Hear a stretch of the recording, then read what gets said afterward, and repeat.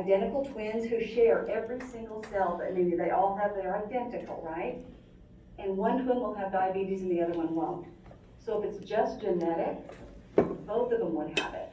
But they think something happens and it triggers that condition. So it's an autoimmune that's triggered by an external source.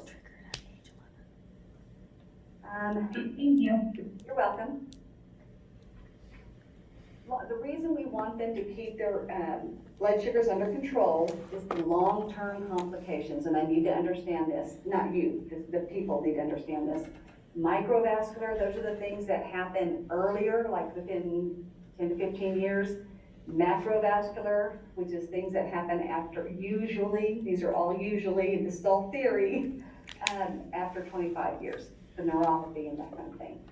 So we want them to understand this is a lifelong commitment to taking care of themselves and making sure that they are watching their diet. Okay, so your type 1, characterized by destruction of beta cells, which is what we talked about, which means they cannot make insulin. It says it's typically in childhood and adolescence, but can occur at any age. Most diabetes mellitus of childhood is type 1.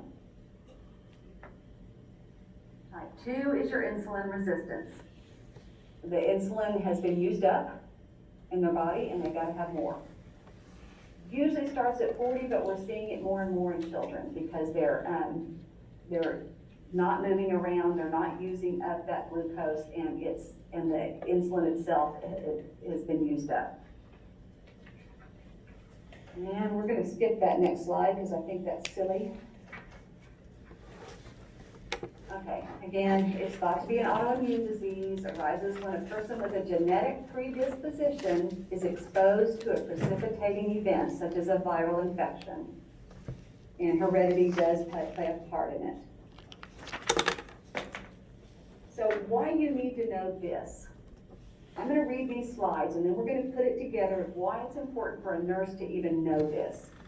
So when you have a deficiency of insulin, glucose is unable to enter the cell and remains in the blood, causing hyperglycemia. Okay? When serum glucose gets too high, it exceeds the renal threshold, the glucose then spills into the urine.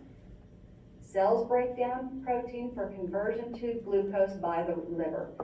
So we're causing the glucose can't get into the cells to be used up because the insulin's not there to do it. So you're going to have some effects from that.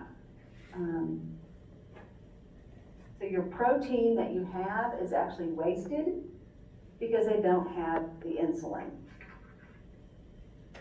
And this is what happens next. This is on page 1193, the ketoacidosis. So when your body doesn't have glucose for that cellular metabolism, the body will find a way to get sources of energy.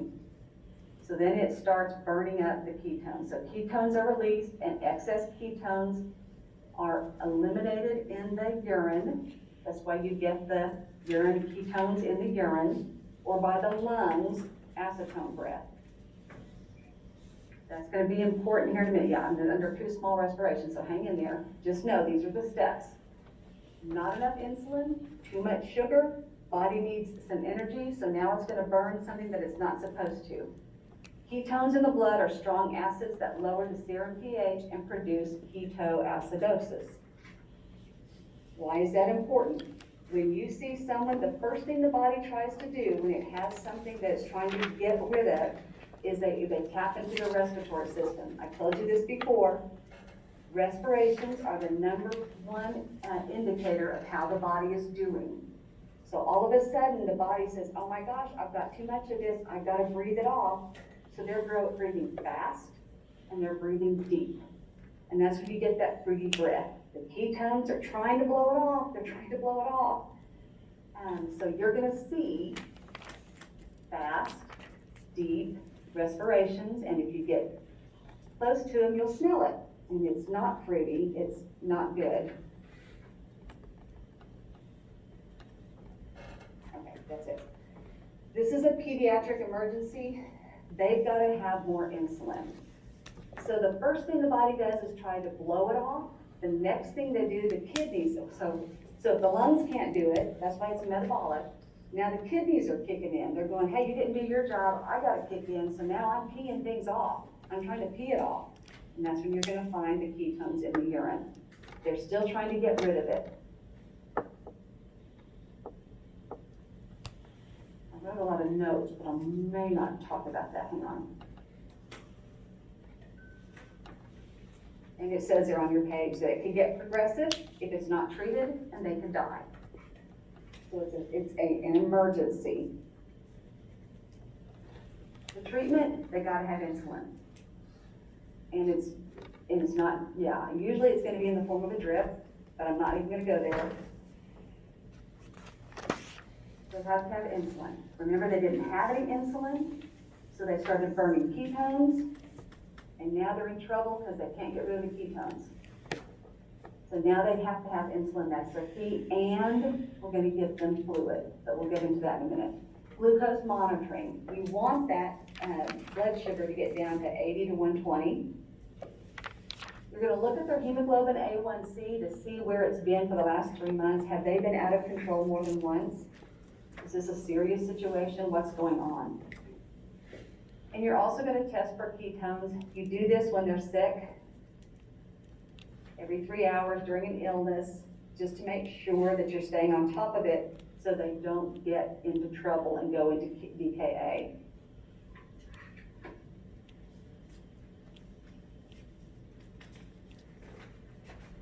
So, now we're going back to normal. We're back to normal. We've got to teach them how to balance their nutrition, and it's going to be, that's going to be a lifelong thing. They're going to have to understand their insulin, the long term, the short term, when it's going to peak, all that stuff, and balance that with their diet. If they notice their blood sugars are 60 in the morning, maybe they don't need as much insulin at night. Exercise. We want them exercising, but when we do exercise, it burns off more calories. So they're gonna have to balance their food and their insulin and their exercise to make sure all of that's staying normal. And then teach the patient and family how to manage hypoglycemic episodes, and those are on page 1197 and 98. There's some signs and symptoms that you can pick up on. You can teach the parents to watch for. Sometimes children know, but not always do they know when they're having a hypoglycemic episode. What page number did you say? 1197. I'm sorry.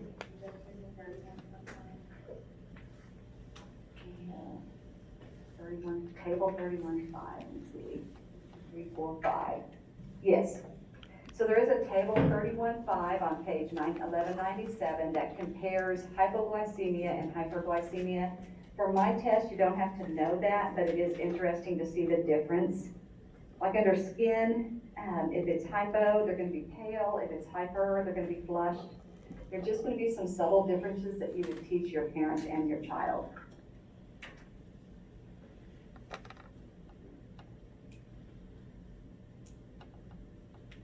And again, management of DKA, you're gonna replace their insulin, you're gonna rehydrate them, and get their electrolytes under control.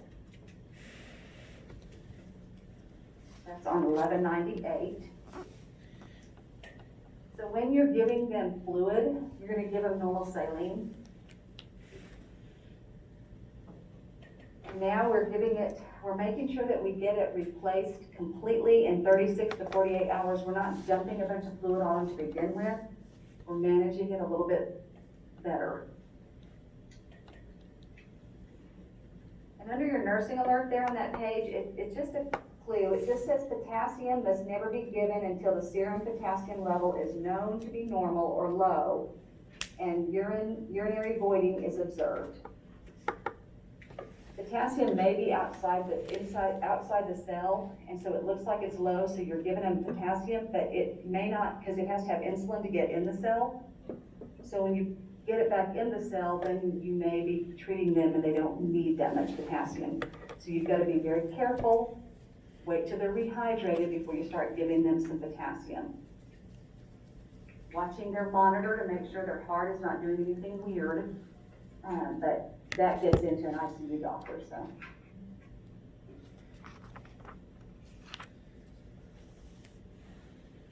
So you teach them the nature of the disease. I have on here page 1201, meal planning, 1202.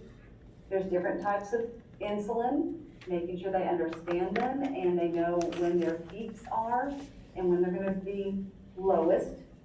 An insulin pump is really nice and can help with most patients, but they are very expensive. Glucose monitoring is a must. They have to be able to monitor their glucose.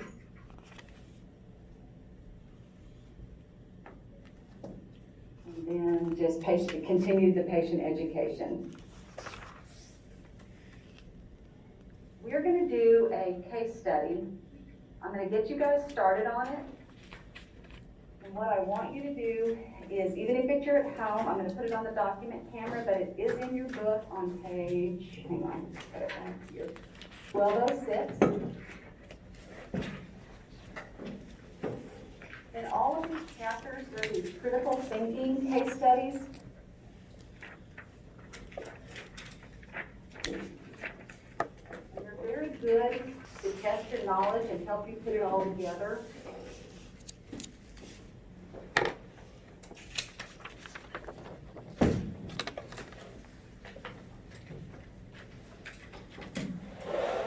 Before I turn it on, let's give you some instructions. So, I don't want any pieces of paper about this case study. I want you guys to work it. You can work it in groups. You can do it by yourself, whatever you want to do. But then you go to the discussion board and you tell me what you learned. Or was there something you would have done differently? Because sometimes you read that and you go, yeah, I don't agree with that at all. I would do this, and then back it up with some resources. So let me get you to a document. Camera. You can see.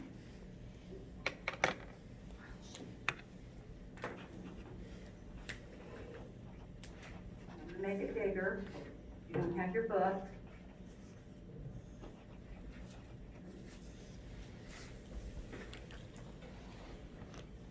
So you have a few minutes right now, and then you can go